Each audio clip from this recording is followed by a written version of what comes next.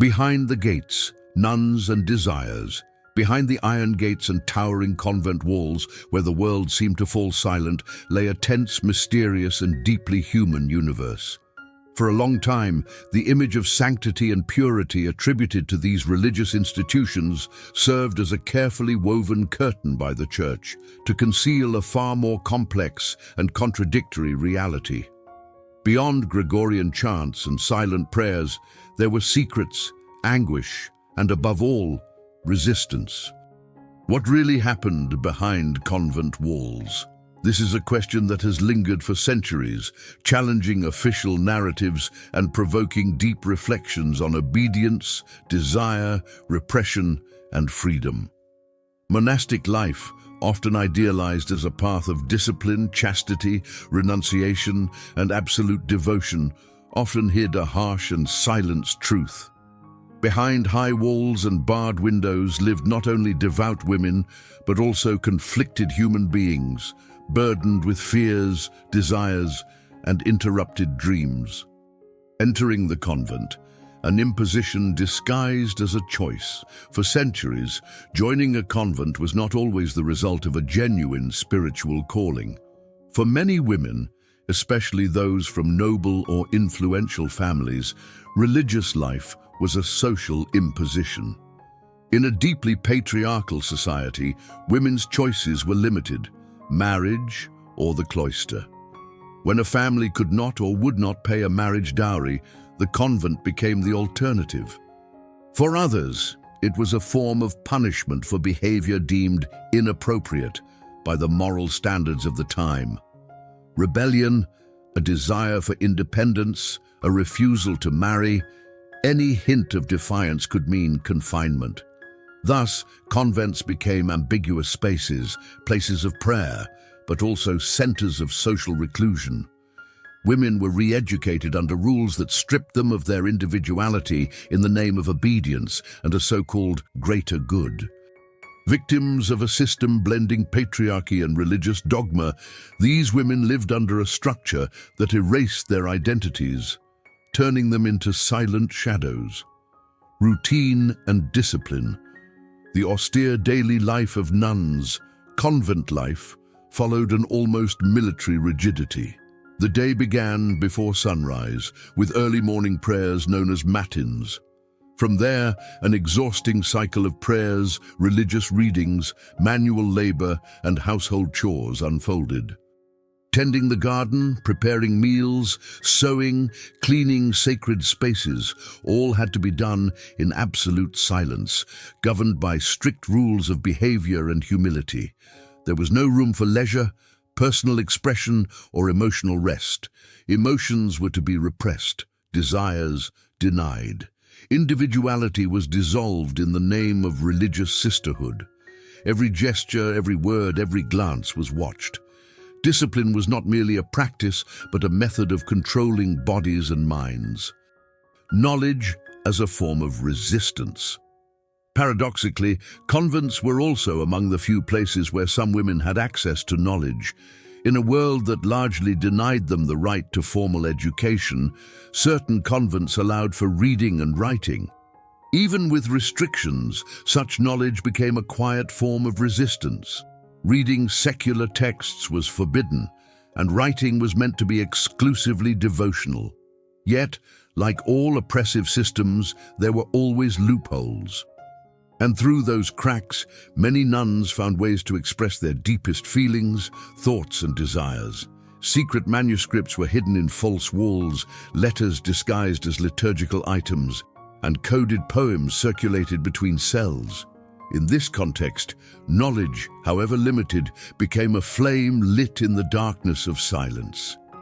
Absolute control, the body as a battleground.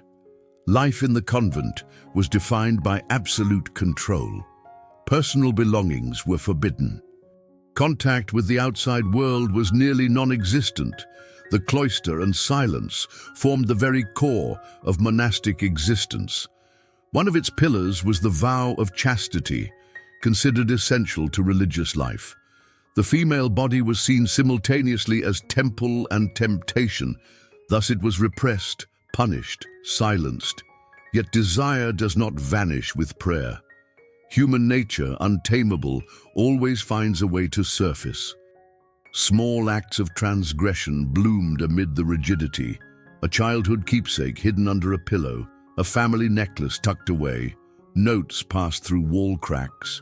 And yes, there were forbidden passions, secret meetings, and escapes planned with precision. Convents near monasteries, clandestine connections. In convents located close to male monasteries, opportunities for contact increased. Codes developed, signals, secret routes. A candle lit in a window might carry a message. A white cloth hanging might indicate consent. Exchanged books concealed letters between their pages. Love, though suppressed, bloomed in shadows and silences. The San Ambrosio case. Scandal and subversion. Among the many documented stories, one stands out for its boldness and scale, the case of the convent of San Ambrosio. This seemingly ordinary institution concealed beneath its roof an intricate web of power, desire, and corruption. Under the leadership of Maria Luisa, an abbess with a strong personality and disquieting charisma, the convent became a stage for silent transgression.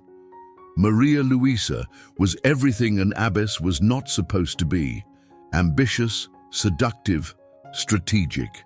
She wore the veil of sanctity as a mask for her ambitions. With eloquent speeches and authoritarian methods, she commanded the other nuns.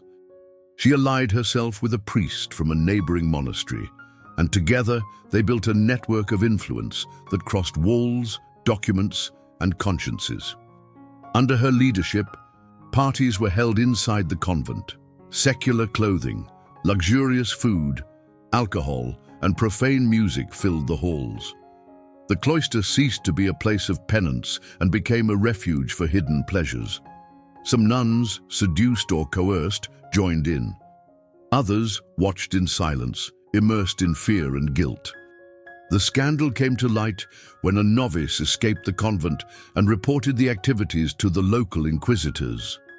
Pressured by public outrage and the threat to its reputation, the church was forced to act. A rigorous investigation followed. Maria Luisa and the priest were tried for heresy, breaking their vows, and moral corruption. Their punishments were severe, yet many documents were hidden, sealed in secret archives to protect the church's image. What is known today comes from fragments, recovered memories, and records that escaped the fire and institutional silence.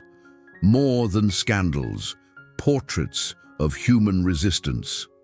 These stories are not merely isolated scandals. They reveal a deeper truth.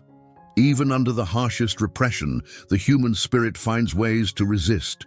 Enclosed women, stripped of freedom and voice, dared to feel, think, and desire. Resistance wasn't only in escape or visible transgressions, but in poetry, memory, and the silences that screamed. Convents as spaces of contradiction. The history of convents is, therefore, a history of contradictions. On one hand, the sincere faith of many religious women, their spiritual devotion, their voluntary sacrifice. On the other, the pain of imposition, the abuses, the denial of basic rights. It is a story of struggle, silenced voices, and echoes that still reverberate through the cold walls of these institutions. What still lives in the convent's cold stones. And perhaps the most frightening thing about convents isn't what remained hidden, but what still lingers. Many of these buildings still stand. Their walls remain intact. Their corridors are still crossed by silent footsteps. On certain nights, they say, whispers are heard in the empty cells. Candles light themselves. Doors creak even when locked, and old names are spoken in the dark when no living soul is near. Perhaps the secrets of the convents don't belong only to the past. Perhaps they are still alive, watching, waiting, remembering. And maybe, just maybe, some doors once opened should never have been. But what if not everything that was sealed remains truly locked? Some say that certain manuscripts vanished from the Inquisition's archives. That strange symbols, drawn in invisible ink, were found on the walls of ancient convents. That descendants of missing nuns receive letters signed with names lost to history, and that in the halls of convents, now turned into museums, mirrors fog over with no breath nearby. Perhaps the darkest desires were never extinguished, only waiting, lurking, for the next soul willing to listen.